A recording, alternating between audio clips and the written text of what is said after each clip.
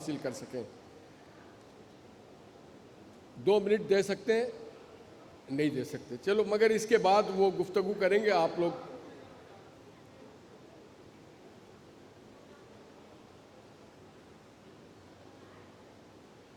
तमाम तारीफें उस बाबरकत ज़ात के लिए जिसके कब्ज़ा कुदरत में हमारी ज़िंदगी है, जो हर चीज़ का खालिक और मालिक है। और फिर बादज़ बुजुर्ग किस्सा मुख्तसर आप सल्लल्लाहु अलैहि वसल्लम और उनके आल पे हज़ारों करोड़ों दरूद व सलाम। मोहतरम जनाब रिजवान जाफ़र साहब, मोहतरम जनाब रेहान हाशमी साहब, मेरी साहबजादी आयशा हाशमी साहबा, फहद शफीक साहब, प्राइम मिनिस्टर यूथ प्रोग्राम के कोऑर्डिनेटर, मोहतरम जनाब जुल्फ़िकार हाले पोता साहब, मोहतरम जनाब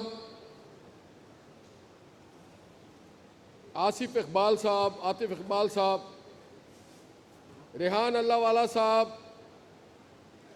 वन एंड ओनली दानियाल लगोरी साहब,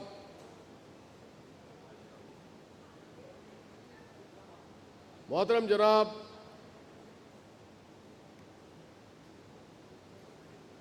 बाबर अनवर साहब, खुर्रम अब्बास साहब,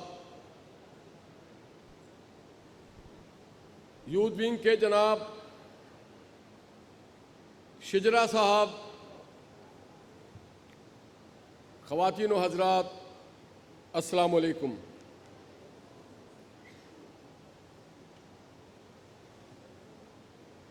चूँकि बहुत खूबसूरत बात कर गए रिजवान जाफ़र साहब, जो कि एक ब्रांड है,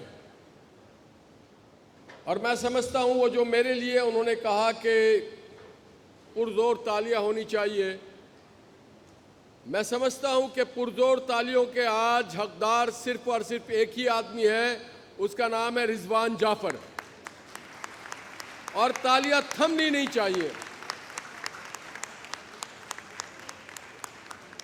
आज से 21 साल पहले जब इन्होंने इस फोरम का आगाज़ किया तो बहुत सारे लोग इनका मजाक उड़ाते थे। कुछ लोग समझते थे कि ऐसे ही कोई बचकाना काम कर रहा है, मगर मैं उस नौजवान को देख रहा था कि वो मझधार में फंसी हुई कश्ती को बाहर निकाल के बाहर ला रहा है। वो उन नौजवानों की तरबियत कर रहा था, उनकी आंखों में ख्वाब देख रहा था, क्योंकि मैं भी ख्वाब देखता हूँ। मैं कभी यहाँ बैठा होता था, यहाँ जब आपकी उम्र में था तो मैं यहाँ बैठा होता था, और रोस्टम पे कोई सीएम साहब होते थे, वाइस चांसलर होते थे, कोई और बड़े असहाब हुआ करते थे, बड़े बड़े लोग हुआ करते थे, कहीं पे गवर्नर साहब होते थे। मैं उनको गौर से देखता था और सुनता था और अपने आंखों में ख्वाब सजाता था।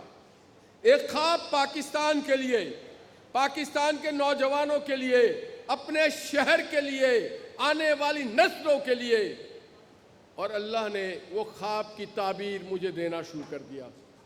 पाकिस्तान जो कब पीछे जा रहा था, जो ख्वाब में देखता था कि हमारा मुल्क बहुत ही मजबूत हो जाए, उस ख्वाब की ताबीर मिल गई जब मैंने फील्ड मार्शल आसिम मुनीर के उस फातेह जर्नल को देखा, जब अपने से 5 गुना बड़े दुश्मन को खाक चिटाते हुए देखा, तो मेरे ख्वाब की ताबीर मिल गई।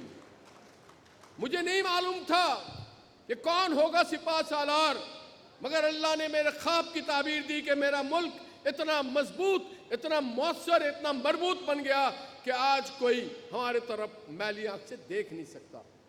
फिर मैं ख्वाब देखता था इस मुल्क में तरक्की की ख्वाब देखता था। मैं नहीं जानता था कोई आदमी जिसका नाम मोहम्मद नवाज शरीफ है, मैं नहीं जानता था कि किसका नाम शहबाज शरीफ है। फिर मैंने सुना इस मुल्क में मोटरवे बनेगा, मैंने सुना इस मुल्क में तरक्की होगी, नए एयरपोर्ट बनेंगे, नई गाड़ियां आएंगी येलो कैब की सूरत में, डॉलर अकाउंट्स खुल जाएंगे, सनतों की जाल लग जाएगी। अल्लाह ने वो ख्वाब भी पूरा कर दिया। और देखें हुस्न इत्तफाक के उस ख्वाब जिसके लिए देखता था, मोहम्मद नवाज शरीफ के पार्टी का कारकुन बन गया मैं। वो ख्वाब भी पूरा हुआ। और फिर शहबाज शरीफ साहब जब बने वजीर आला, तो मैंने कहा पाकिस्तान तरक्की कर रहा है और आगे करता चला जाएगा। तो ख्वाब देखता था, यकीनन ये भी ख्वाब देखता था कि मैं एक दिन पार्लियामेंट में जाऊंगा।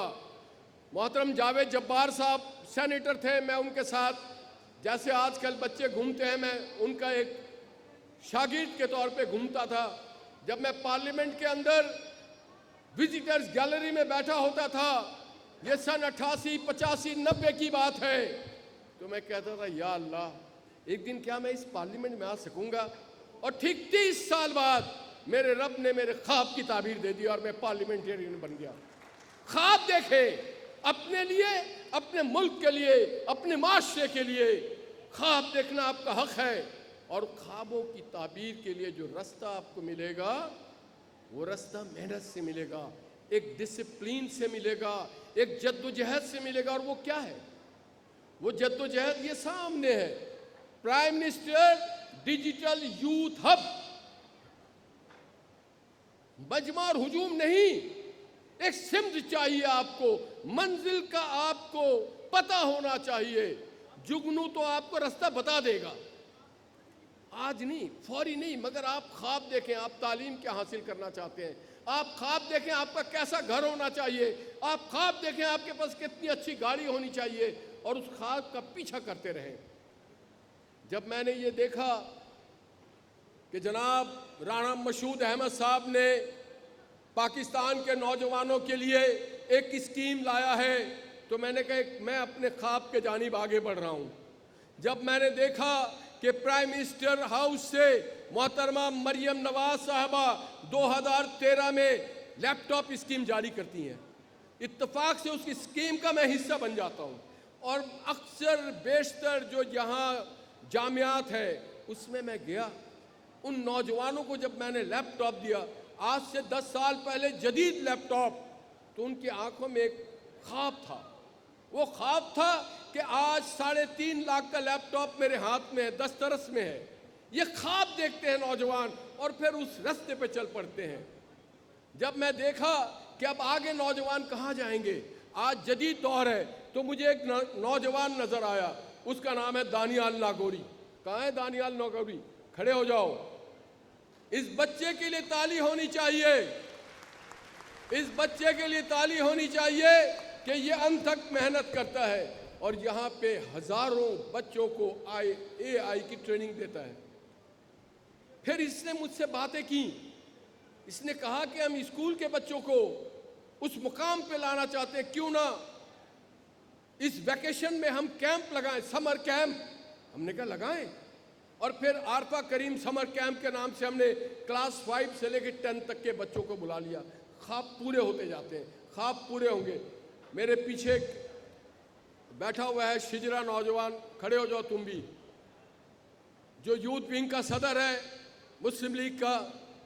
उसने ख्वाब देखा कि मैं क़यादत करना चाहता हूँ, मैं लोगों के साथ चलना चाहता हूँ। मैंने शामिल हो जाओ पॉजिटिव डायरेक्शंस में। और जो सफ़र का आगाज़ किया जनाब रिजवान जाफर साहब ने, जो ख्वाब उसने देखा उसकी ताबीर मिल गई। और मैंने कहा he is a brand, yes he is a brand. और तभी उसने एक नया ब्रांड बना लिया, मेड इन पाकिस्तान। जब मेड इन पाकिस्तान की गुफ्तगू हुई तो मैंने कहा यह भी मेरा ख्वाब था कि जहाँ जहाँ पाकिस्तान का मसनूआत जाए वहाँ वहाँ पाकिस्तान साथ जाए। वो पाकिस्तान के कपड़े हो, फुटबॉल हो। कई साहबों ने कहा कि आप वर्ल्ड कप में फाइनल क्यों दिखा रहे थे गवर्नर हाउस में? मैंने कहा हम भी खेल रहे थे। उन्होंने कहा पाकिस्तान की तो टीम नहीं थी, वो तो स्पेन और अर्जेंटीना था। मैंने कहा बच्चों फुटबॉल तो हमारा था, जीते कोई भी, पाकिस्तान उसमें शामिल होना चाहिए। तो आप नौजवान जो स्कॉलरशिप लेके जाते हैं, जहाँ भी जाते हैं, जो तालीम हासिल करके जाते हैं, जो नौकरी करने जाते हैं, जो सकाफती ताइफे में जाते हैं, जो गेम खेलने जाते हैं, जो स्पोर्ट्स में जाते हैं, आप चलता फिरता मेड इन पाकिस्तान होते हैं। आप सब मेड इन पाकिस्तान है।